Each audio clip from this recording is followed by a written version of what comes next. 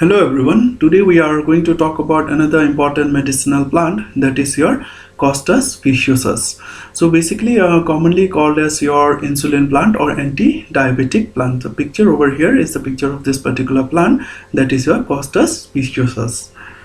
So plants as such are the basis of life on earth, and it is central to people's livelihood. So basically people's livelihood and all are basically dependent on plants. So another important property is the healing. So healing with medicinal plants is an old treatment method, as old as mankind itself. So when civilization began, people started using plants for treating of or for treatment of various diseases and disorders. Now Ayurveda is one of the example, and it is the oldest system of traditional healthcare system, and yet these practices are widely practiced till today. Now, role in the culture, customs and rituals. So many of you are familiar with the rituals and all, as many of you must have seen that people are tying threads and all around the trees and all. These are part of the customs and rituals. People do worship trees and all, so these are all part of the customs and rituals. Awareness of medicinal plants usage is a result of the many years of struggles. So when we talk about struggles and all, basically I'm trying to focus on the trial and error method. So people have tried various methods. So as I told, it's a trial and error method to come up with certain herbal drug formulations so as to cure or treat various diseases and disorders.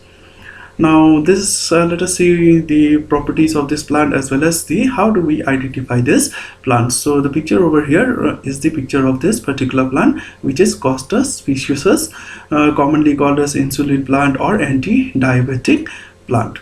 Now it belongs to Costaceae family. So those who are from botany background, they will be familiar with the term families and all. So it belongs to Costaceae family, and as I told you, it's an insulin plant or anti-diabetic plant. Now besides this, it's a perennial herb. So these are some of the features which will help you to identify this particular plant.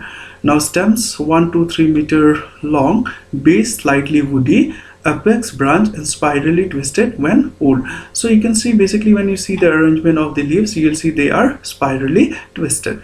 Now flowers are white, as you can see in the picture over here, and they are terminal in position. So basically at the apex of the shoot you get this flowers. Now let us see what are the medicinal properties, as the plant is commonly called as your insulin plant or anti-diabetic plant. So obviously they will help to treat the diabetes.